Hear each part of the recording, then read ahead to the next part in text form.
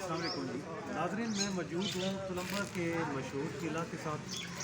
ناظرین، اس قلعہ کو شیر شاہ سوری کے دور کے ساتھ منسلک کیا جاتا ہے کہ انہوں نے تیار کروایا 1964 میں۔ باقاعدہ اس کی آثار قدیمہ نے، محکمہ آثار قدیمہ نے باقاعدہ اس کی کھدائی کروائی اور وہ اس نتیجے پر پہنچے کہ یہ 2000 سال پرانی اس کی تاریخ ہے۔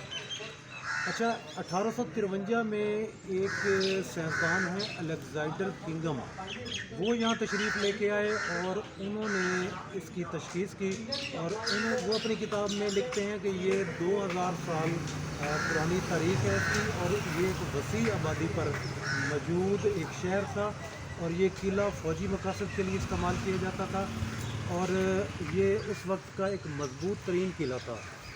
ناظرین، ڈاکٹر سامیہ امجد جو ہیں، وہ اپنی کتاب میں اس قلعے کو راجہ سلمان اور رانی امبا کے نام کے ساتھ منسلک کرتی ہیں اس کے نام سے۔